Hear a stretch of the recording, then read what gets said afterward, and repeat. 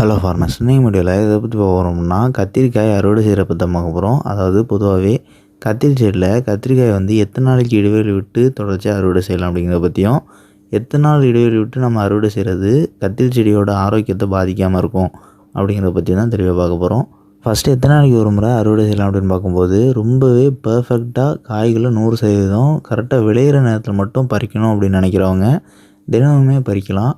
அதாவது முழுமையான அந்த காயோட நிறம், அதே நேரத்தில் காயோட திடம், இந்த ரெண்டுமே பர்ஃபெக்டாக மேட்ச் ஆகக்கூடிய காய்களை நம்ம வந்து தினமுமே பறிக்கலாம். ஆனால் இது வந்து எல்லாராலையும் முடியாது. அதே நேரத்தில் நம்ம தினமும் காய்கறி பறிக்கும்போது எல்லா கத்திரி செடியிலையுமே காய்கள் இருக்காது. அதாவது இன்றைக்கி காய் பறிக்கிற செடியில் நாளைக்கு காய் இருக்காது. ஒரு 2 நாளைக்கு ஒரு முறை தான் ஒரு செடியில் வந்து ஒரு 100% விளையக்கூடிய காய் வந்து தென்படும்.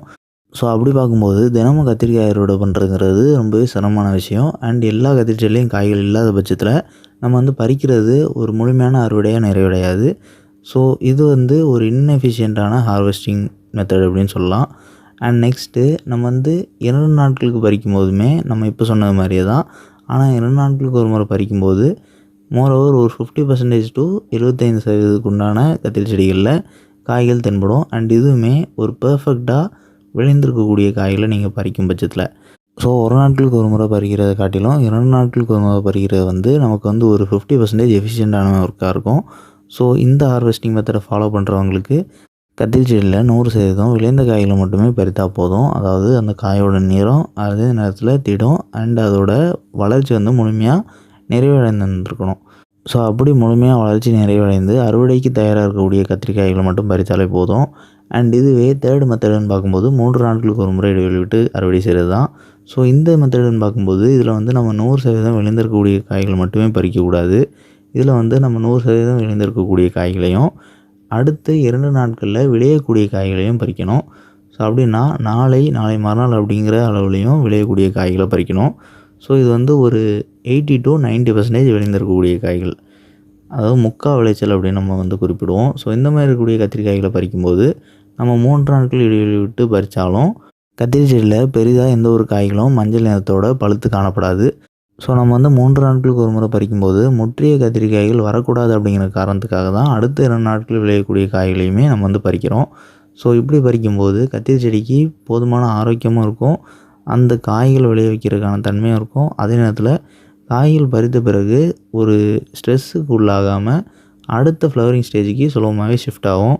ஸோ இந்த மெத்தட் வந்து அந்த 3 நாட்களுக்கு ஒரு முறை அறுவடை செய்கிறதுங்கிற வந்து ஒரு பெர்ஃபெக்டான ஹார்வெஸ்டிங் மெத்தடாக காணப்படுது.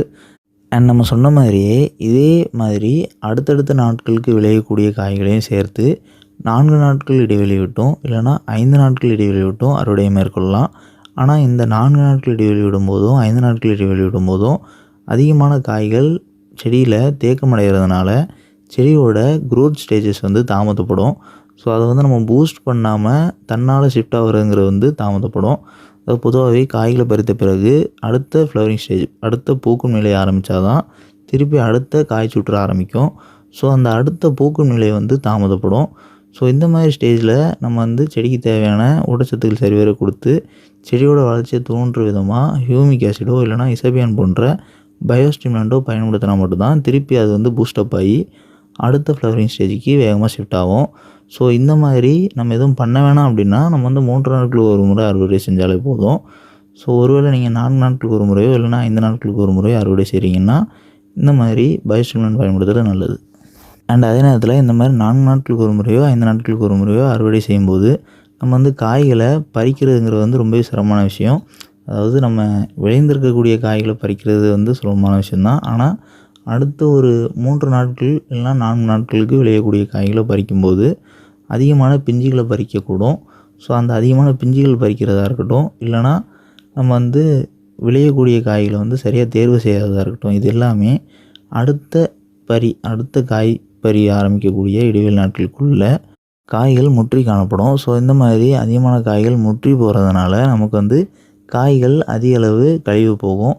ஸோ ஒட்டுமொத்தமாக பறிக்கக்கூடிய அளவில் பார்க்கும்போது அதிகமான காய்கள் வந்து வேஸ்டேஜ் ஆகும். ஸோ இது வந்து நம்ம ஒரு எஃபிஷியண்டான ஹார்வெஸ்டிங் மெத்தடாக குறிப்பிட முடியாது.